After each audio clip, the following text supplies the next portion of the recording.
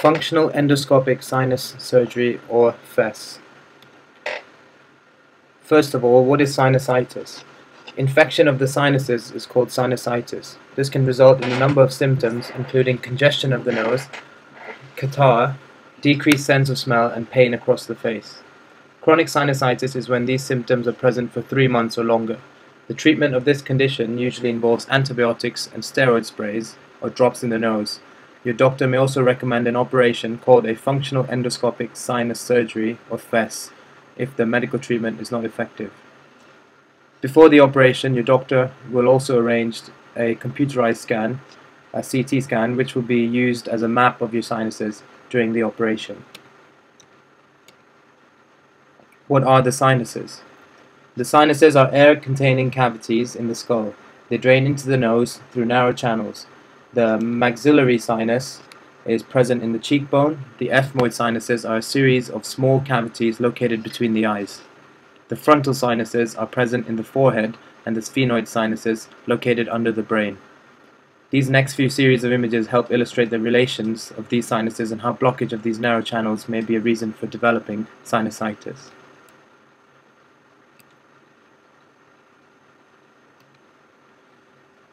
As you can see, blockages in these canals that drain the sinuses prevent efficient drainage and can cause infection.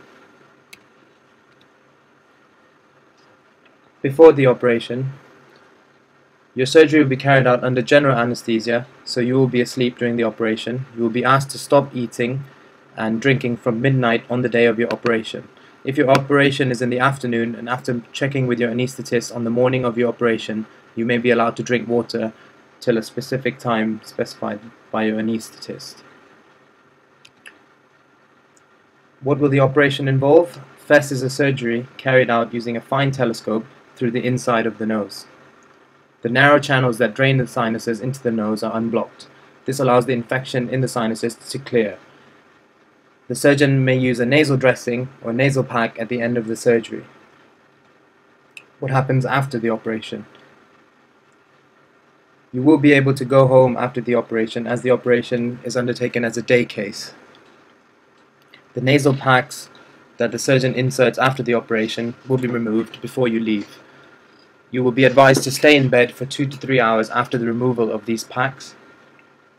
You may also be given medication to take home. Please follow the written instructions on the medication pack. Your nurse will explain this to you and give you advice on what to do and what to avoid for the first few weeks after the surgery. Your surgeon may arrange to see you within 6 weeks of the operation. It is also advised that you take 2 weeks of rest after the operation. Potential complications of the surgery. A common complication is a feeling of a blocked nose until the swelling in your nose reduces. This is caused by the swelling in the lining of the nose and crusts blocking the nasal passages. This usually improves in a few weeks' time. Your doctor may give you medical treatment for a period of time following your operation.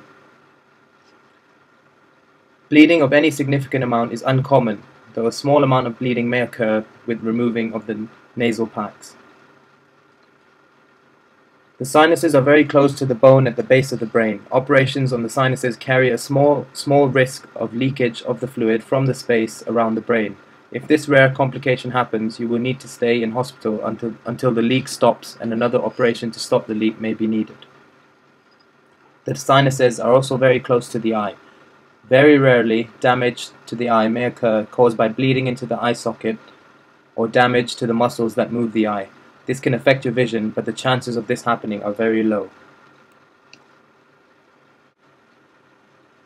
For further information, please visit the following website: www.entplymouth.com.